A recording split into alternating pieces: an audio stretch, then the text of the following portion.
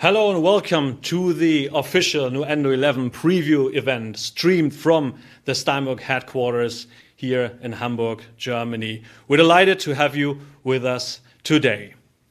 Now, first of all, I hope you're safe and healthy and that this pandemic is not affecting your business in a negative way. This whole situation is certainly challenging and nerve-wracking for all of us. But this year also marks the 20th anniversary of Nuendo, and I'd like to thank everyone who sends us videos, greeted us on the forums, or liked us on social media. They've been very much appreciated by the Steinberg team, and also by the community. And we have a rapidly growing community of Nuendo users, thanks to your contribution and your engagement. Thank you very much. Now today, we are paying a closer look at the upcoming major release, which is Nuendo 11. And it is safe to say that this is the most comprehensive update ever created in the product history, with more than 30 new features and improvements. Now, we cannot pay a look at all of them today, but we're paying a look at the most anticipated ones. And starting right into the first one, which is Dolby Atmos support, a full Dolby Atmos mixing environment A to Z without the need for any additional software and hardware, fully integrated with Nuendo. And we've developed this together with Dolby. So here is Dolby's Jordan Glasgow with a few words on the benefits of the integration. Nuendo 11 is a huge step forward for Dolby Atmos content creation. With native Dolby Atmos rendering and ADM export built in, you can now create Dolby Atmos content inside of Nuendo without a Dolby rendering application connected. Define all of your objects, beds, and metadata settings inside of Nuendo, and then monitor and speaker configurations from 714 to stereo. When you're ready, export your final mix as ADM B-Wave for delivery. Having all this functionality inside of Nuendo really streamlines the workflow, as you no longer need to toggle between two applications or wait for your final master file to print in real time.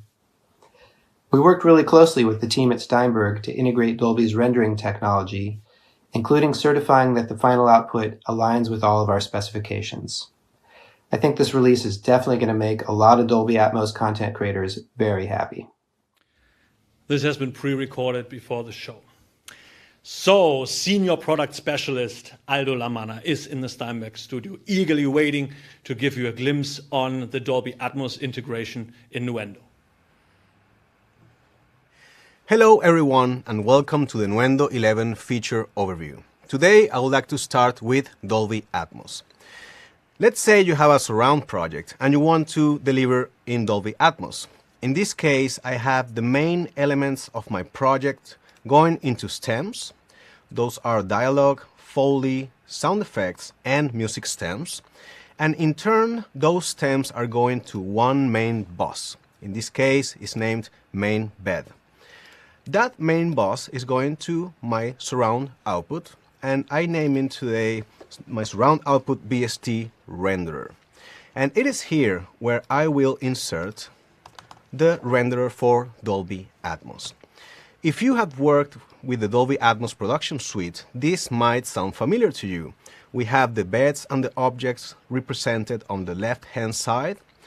On the right, you have some trim and down mix presets, and these down mix presets are according to the Dolby Atmos algorithm. You also have some output level metering and object view for the panning.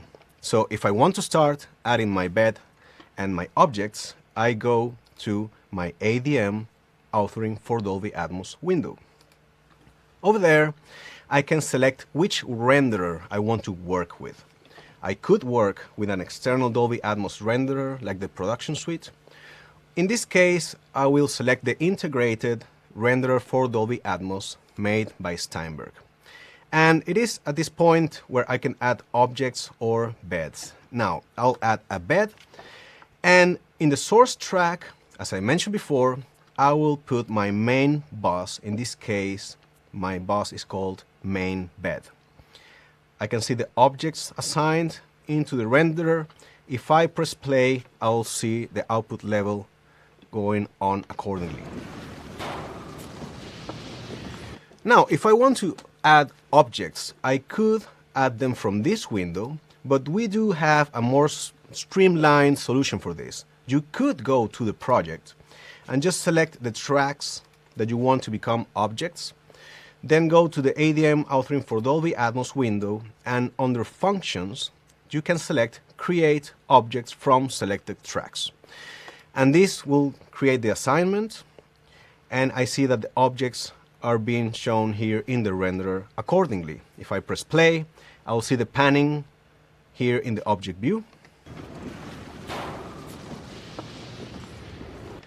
And we also support some other workflows. Let's say that you receive an ADM file from the sound design department. So if you need to import some ADM, you just go to File, Import, and import the ADM file. ADM stands for Audio Definition Model. And just a quick reminder, this file will contain not only the audio, but also the metadata for the panning, also the project hierarchy, and if you have some objects assigned to the renderer, they will also be assigned accordingly. And we will see that just in 1 minute over here. There you go, and I see my objects in the panning view. I can double check my hierarchy of the folders has been kept. If I open the automation of one of the tracks, I can see that indeed the automation was transferred. And of course, for each one of these, we also have an object-based panning, so the multi-panner from Steinberg. And this will allow you just to pan the object anytime and anywhere in the 3D spectrum. So it will include the height information. If everything looks according to plan, and let's say, because I incorporated the ADM and it had some hierarchy for the object selection, I could just easily, if I want to merge both the project and the ADM, I could just add the bed, select my main bed, go to my project, go to the objects I had already pre-assigned, go to my ADM authoring window, and just under functions, create objects from selected tracks. Now I have everything I wanted into my project. If now you want to have an export, an ADM export, you basically just have to go to the project, select the part of the project you want to export. In this case, I have some markers for that, and then just click Export ADM File. And I just want to let you know, as you could see, there's no need for any hardware or plugins, any third-party plugins for this whole workflow. So it all comes straight out of the Nuendo 11 package. Back to you, Timo. Yes, that's definitely one of my favorite new features in Nuendo 11. The next topic is totally different. It deals with the demographics of our society. We all are getting older, unfortunately, and our hearing capabilities are not getting better. That's why intelligibility is probably the most important aspect in today's audio post-production. Together with Fraunhofer IDMT in Oldenburg, Germany, we have developed an intelligibility measurement that is part of the new supervision plugin. And there's even more to it. One word, Netflix. Aldo knows how it works. So let's continue with metering. We have a new plugin called Supervision. And this plugin is a customizable multimeter audio analyzer. We have several modules that you can choose, and the first one I want to show you will be the intelligibility module. This module will let you know how well the dialogue is perceived on the user side. So it will measure and will evaluate and predict how well the dialogue is being recognized. So in this case, I have dialogue and I have music in this project. I just want to show you. I'll just mute the music for now and just play a part with just a little bit of dialogue without the music, so it should be intelligible. Hello, my little stud muffin. Hello, my little sugar muffins. So it showed me some green metering saying that it's okay. If it was in the yellow zone, which is problematic, then you could play with the mix a little bit. But let's see now how it behaves if I start playing the music also Hello, my little stud muffin. Hello, my little sugar muffins. And now I see that, of course, the dialogue has been lost and I need to check my mix. This can be inserted in the main bus like I just did now or in any other part of the project. So you always know whether your dialogue is well interpreted. Continuing, I would like to show you another one that we have that is new and is the loudness metering for Netflix. This will take the dialogue very much into consideration. Netflix is very dialogue oriented. The shows from Netflix are very dialogue oriented. So if I press play, then it will measure the overall dialogue gate loudness of my project. Hello, my little stud muffin. Hello, my little sugar muffins. And I can see now the dialogue percentage going on and going up. So if you want to deliver for Netflix and you want to make sure you are right with the specs that they are saying you need to deliver, then we have the meter for you. And another one that is new, and in this case I'm going to open an instance on the side, is the LEQM. And that meter is actually it's an audio standard to measure the movie trailers and some commercial use. Some commercials. So it will basically let you know whether your movie trailer is too hot or it's too harsh, because this measures the high frequencies mostly. It takes that into consideration.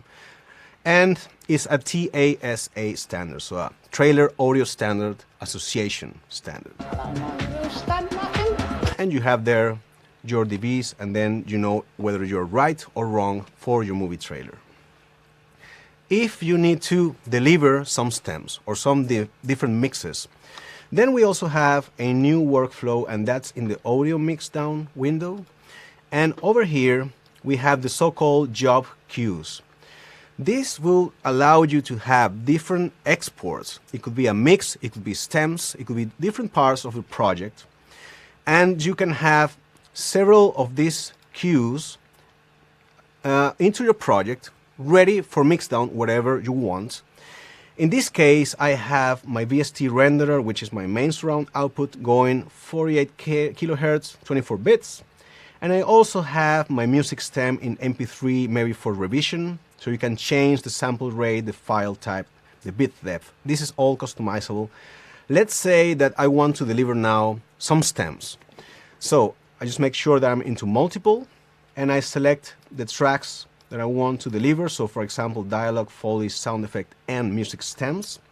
And then I just add it to the queue. Whenever I am happy with this, I can just start the queue export, and you can just go for a walk, come back, your files will be there waiting for you. And if you need to deliver to a specific loudness measurement, so you can normalize the files to any loudness standard if you wish. And we have also taken into consideration dialogue gate measurement, and that's specifically for the Netflix loudness measurements. Back to you, Timo. Thank you, Aldo. The third part of this preview event is all about bringing you up to speed with fantastic new editing and sound design tools, such as Spectral Layers 1, which is a basic version of the acclaimed Spectral Layers Pro spectral editing and restoration software. Aldo is in the studio and will show you how it works. Thank you, Timo. And we continue with the new tools for editing and sound design. Let's say I'm working on a film and I got requested to make a monster-like sound. In this case, I will start with a tiger sound, and I just dragged and dropped that from my media bay. Nuendo comes with a lot of samples, and I must mention that for this version we have 700 plus new sounds made by Soundbits. In this case, I just opened my media bay, exported a tiger sound, and just hear how this sounds like with no processing. And to start the sound design, I will open a new plugin we have for you, and this one is called Squasher.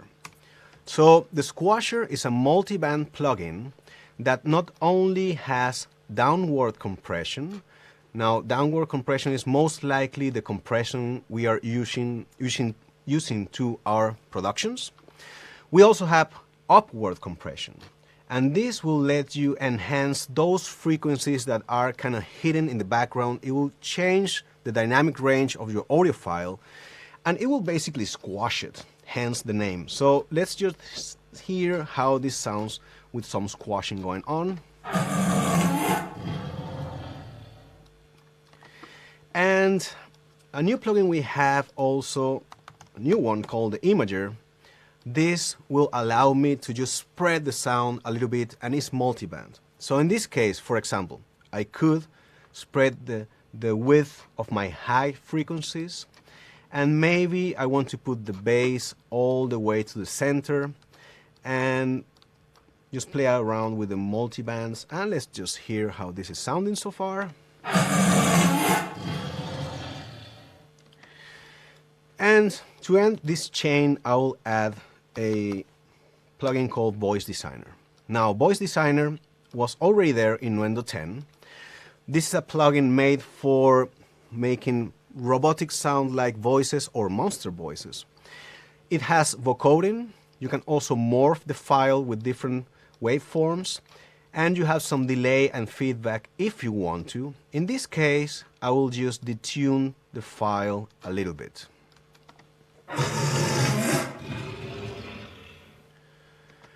So that sounds like a start for a monster sound, and we have support also for some other workflows for sound design. In this case, this is very traditional workflow where you insert plugins in your channel of the mixing console. Another way you could do it is also the so-called clip-based plugins, and that will be with direct offline processing. So if I go to audio, I can open the direct offline processing window, and this will allow me to apply plugins to certain files if I wish to. And for example, if I want to apply the squasher here, I'm just going to call squasher, and I can review the material before I apply it. And I can also have an auto apply. Let's say I really like the squasher and I just want to have it into some other files, the same process or very similar process. Now the new workflow here is the pin process. So if I enable the pin process, now the plugin will stay here if I change other clips. And if I want to, I can just start applying the same or very similar plugin to different files. This works with the squasher, but it's also great with those plugins that have learning capabilities. So these plugins that can learn, for example, to remove some frequencies, then it will be able to remove those frequencies in various files.